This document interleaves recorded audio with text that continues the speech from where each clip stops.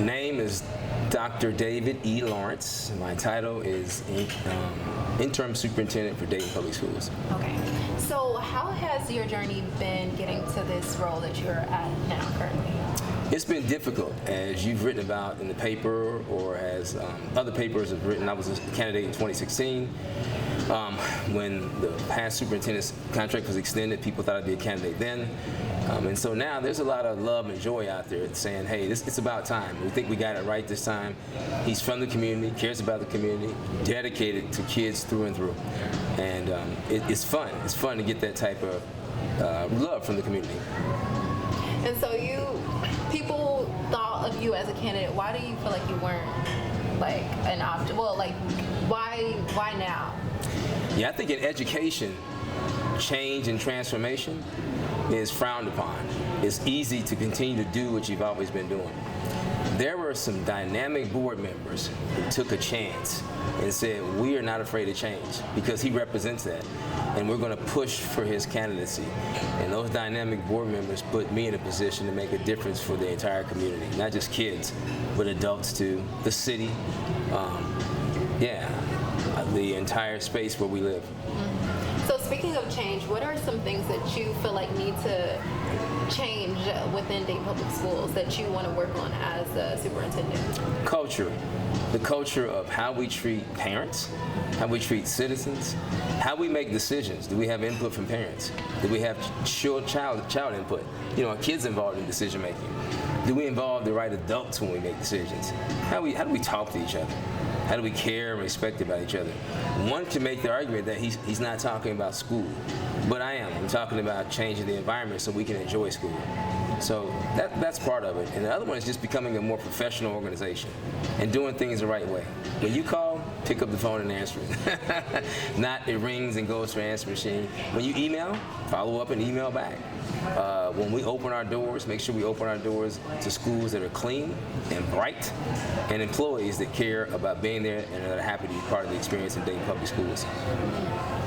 So what would you say is your big goal that you hope to accomplish? Maybe it could be super short term or it could be long term. What are some goals that you have for the My number one goal, and for people who don't know school, or let me rephrase that, not know school, who may not have worked in schools. Schools have certain structures. And in most school systems, you have school buildings, and then you have something called central office. That's where the superintendent is and all the people that surround the superintendent, all the layers of bureaucracy. My goal is to get them out of that building and get them into schools where children are and have them work alongside the other adults who are working there so that we can all do this together and not one group lord over the other. That would be my number one thing. Central office transformation, it doesn't happen often. Most people aren't successful. Most of the time people rally against them because they don't want that type of change. So what do you feel like something that maybe has been misconstrued about you and what's something that you feel like maybe people have wrong that you want to clarify or that you want to set the record straight? Or do you feel like people have been absolutely right about you? How do you feel like you've been portrayed? And is there anything else? Is there anything you would like to clarify? That is a fabulous question. I want to thank you for it. Typically when people say that they're thinking about something, but I have a long list of things I can say, and I'm going to start with kids.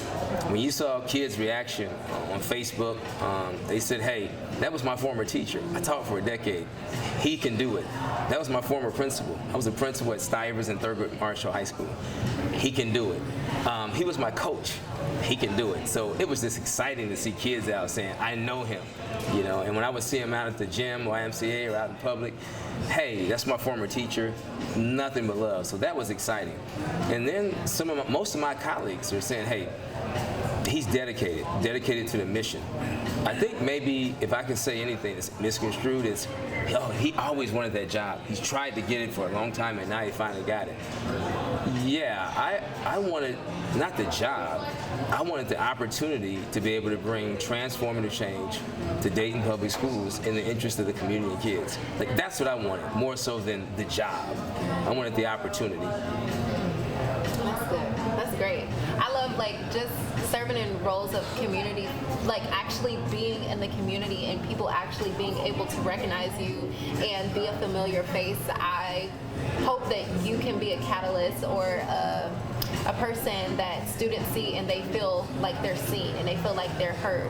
What would you say is your message to those students or to the people who will be working under you? What do you hope that when they see your face, they will feel? I've experienced 12 Dayton Public Schools in different ways. As an elementary school, as a coach, teacher, principal, high school student.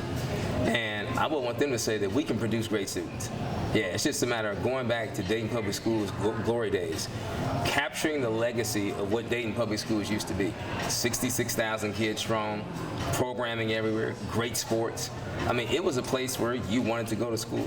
How do we go back and capture that legacy? That's what I would say to kids, that we can do this together, and we're going to put adults with them who believe that and who help participate in getting us back to our legacy of greatness.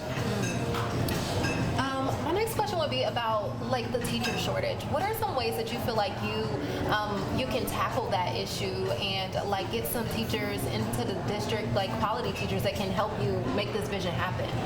So nationwide, what you hear is people, they'll tick these things out to you nationwide when you talk about teacher shortage. They'll say offer bonuses for high need areas like math and science. They'll say offer signing bonuses. They'll say offer incentives like housing. What I would say is those things matter. But in most teacher, principal, district relationships, the breakdown comes not because of money, it's because of relationships and conditions. That you didn't pay attention to the needs of the young teachers. They need support. They need support groups. They need to be the focus of what you're doing at school, because teacher turnover between 1 and 3 years is extraordinary. So during that time, it's a really sensitive time. You want to pay close attention to them. You want to check in every day. You want to check in after school. You want to make sure you follow up on very important things that they ask for, and you want to provide other adult mentors who are support for them. That is critical, and I don't think that's talked about enough. I think people talk about money. Most of the time, relationships don't end because of money; they end because of the environment of the relationship. That's crazy, because I feel like that is really like something that people don't ever talk about, like needing that help and that like just mental health. Like right now is definitely a time for mental health and people to pay attention to their mental health for sure. Absolutely. Is there anything else that you feel like you want to touch on that I didn't ask you about? I would say that my goal, because I've been here for a long time, is to activate all of my friends and all of my colleagues who they want this as bad as I do. So I have lots of fraternity brothers. Shout out to Alpha Phi Alpha, who are ministers, who want to participate in this process, and I want to mobilize the faith-based community. A shout out to all my friends who have been former athletes who want to come back and coach. A shout out to all of my friends like Dr. Patterson, who want to help with his expertise in terms of providing a safe place for kids to come out and learn about other careers and fields. A shout out to the mayor, who's fought tooth and nail for 7 years to say this guy should be the guy to run the district. And so because of that relationship I have with him, there's an instant connection with the city of Dayton. And a shout out to anybody else who remembers what Dayton Public Schools used to be and who wants to participate. And I mentioned it once before, but young people are amazing, and there's some young people who really worked hard to make this happen, and some courageous progressive people, who said, hey, we can do something different, and we're going to do that.